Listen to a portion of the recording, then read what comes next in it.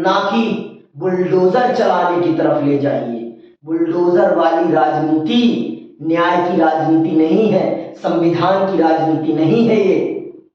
ये सिर्फ आप अपने तात्कालिक फायदे की राजनीति कर रहे हैं और ये सब जानते हैं कि ये तात्कालिक फायदे की राजनीति है। लेकिन हमारे ही लोग इसे कहेंगे ये तो न्याय है। अरे जिस दिन आपके साथ ये घटेगा ना, उस दिन आपको भी ये अनुभव हो जाएगा कि गलती किसी और ने की, घर तोड़ दिया गया पूरे परिवार का। ये कैसा न्याय है?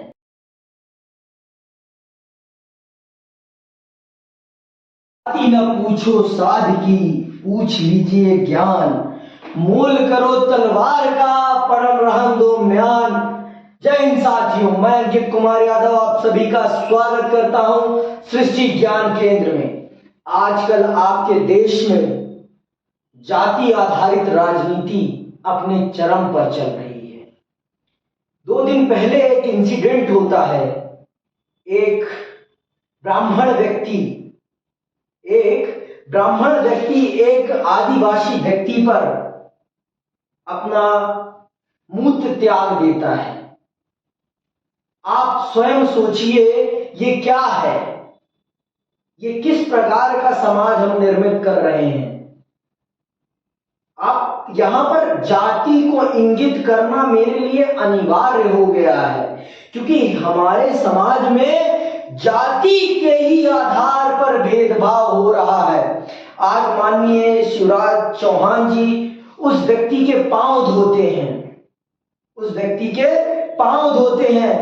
मैं एक सवाल करता हूं कि पांव धोने की नौबत ही क्यों आई? अगर आप उसे इतना शिक्षित कर देते, अगर आप उसे इतना सामर्थ्यशाली बना देते, तो वो व्यक्ति, जिस व्यक्ति ने उसके ऊपर अपना पेशाब त्यागा, उसकी हिम्मत नहीं पड़ती कि वो उसके ऊपर पेशाब त्याग सकता, अगर उसे अपने संवैधानिक अधिकारों के बारे में पूर्ण रूप से पता होता। लेकिन हमारी सरकारें एक टेम्परेरी लीपापोती करना बहुत अच्छे से जानती हैं, लेकिन एक सही रूप में जिसे कहते हैं निवारण करना, वो नहीं जानती। हाँ, मैं जानता हूं मध्य प्रदेश में चुनाव आ रहा है, और मध्य प्रदेश में चुनाव आ रहा है तो मध्य प्रदेश की सरकार को, शिवराज सिंह चौहान साहब को इस प्रकार के हो रहे गलत कामों पर अपनी प्रतिक्रिया देना अनिवार्य हो गया है। मैं तो सिर्फ ये चाहता हूं कि आप इस प्रकार की समस्याओं पर प्रतिक्रिया नहीं, इस प्रकार की समस्याओं को समाप्त करें। आज 75 साल हो गए हैं भारत को आजाद हुए, फिर भी भारत से जातिवाद गया नहीं है। ये मानसिकता दिखाती है कि वो व्यक्ति समझता है उस व्यक्ति को कि आज भी तुम मुझसे दबे कुचले हो, तुम उसी लायक हो, तुम हमारे पेशाब मैं धोने लायक हो, तभी तो उसने ये कुकर्म किया। ये उसकी विचारधारा को दिखाता है। और एक सवाल और भी है मेरा अपनी सरकारों से। एक व्यक्ति गलत करता है तो उसके परिवार को दंड क्यों दिया जाता है? मुझे ये समझ में नहीं आता। उसने गलत किया तो आपने तुरंत न्याय करने के चक्कर में उसके घर को तोड़ दिया। ये कहां का न्याय है? ये कौन सी किताब का न्याय दे रहे हैं आप देश को संविधान से चला रहे हैं या आप सिर्फ अपनी राजनीतिक इच्छाओं की पूर्ति के लिए तत्काल निर्णय कर रहे हैं? आप संविधान का शासन स्थापित करने के लिए बैठाए गए हैं, आप तात्कालिक निर्णय लेने के लिए नहीं बिठाए गए हैं। आप ये बात समझिए और हमारे देश की जनता भी इस बात को समझे कि ये बुलडोजर चला देना, हत्या कर देना, शूट आउट करा देना, ये तात्कालिक लिए गए फैसले हैं। ये प्रशासन के फैसले नहीं है, ये उत्तेजना में लिए गए फैसले हैं। प्रशासन का फैसला वो होता है जिससे कि आगे आने वाले समय में अपराध ही ना हो, ऐसी नजीर प्रस्तुत की जाए, ऐसा दंड दिया जाए कि कानून का शासन स्थापित हो। जनता के बीच में कानून पर विश्वास स्थापित हो कि मेरे साथ अगर कुछ गलत होगा तो मुझे कानून न्याय दिलाएगा। ये कोई न्याय नहीं है जो हमारी सरकारें आज कर रही हैं कि गलत कोई और करे, बुलडोजर चला दो उसके घर पर। सर्वप्रथम आप शिक्षा को क्यों बढ़ावा नहीं दे रहे हैं, मुझे ये नहीं समझ में आता। आप शिक्षा बढ़ाएं, रोजगार दें, लोगों के हाथों को सशक्त करें, कोई किसी पर अपराध नहीं कर पाएगा। ये जो जातिवादी मानसिकता है ये अपने आप टूट जाएगी। ये टूटेगी तब जब व्यक्ति का आर्थिक सशक्तिकरण होगा। आर्थिक सशक्तिकरण ही एक वो माध्यम है जिसके माध्यम से हम इस रूढ़िगत सोच से बाहर निकल पाएंगे।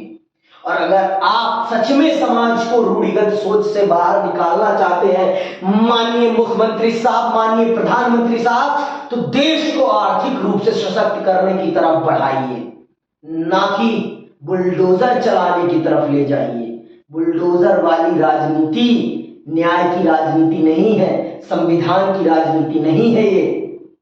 ये सिर्फ आप अपने तात्कालिक फायदे की राजनीति कर रहे हैं और ये सब जानते हैं कि ये तात्कालिक फायदे की राजनीति है। लेकिन हमारे ही लोग इसे कहेंगे ये तो न्याय है। अरे जिस दिन आपके साथ ये घटेगा ना, उस दिन आपको भी ये अनुभव हो जाएगा कि गलती किसी और ने की, घर तोड़ दिया गया पूरे परिवार का।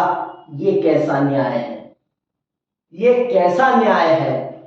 ये समझ में आएगा, जब तक खुद पर बीतती नहीं है तब तक समझ में नहीं आता। मेरा उससे कोई वास्ता नहीं है, मैं सिर्फ संविधान की बात कर रहा हूं।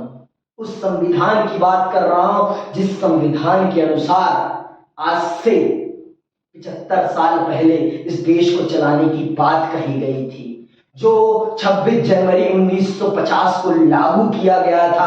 और हमने सबक ली थी कि हमारा देश इस संविधान के रास्ते पर चलेगा और सबको न्याय दिलाएगा। मैं उस संविधान की बात कर रहा हूं। मैं एक विद्यार्थी हूं और मैं जब इस प्रकार की राजनीति को देखता हूं तो मेरे मन में एक सवाल उठता है कि मेरा देश किस रास्ते पर जा रहा है, मेरा देश किस रास्ते पर जा रहा है। क्या एक तात्कालिक फायदे के लिए देश के संविधान के रास्ते को ही बदल दिया जा रहा है? ये कहां से सही है? आप सोचें इन प्रश्नों को और सोचें और अपनी सरकार से सवाल पूछें।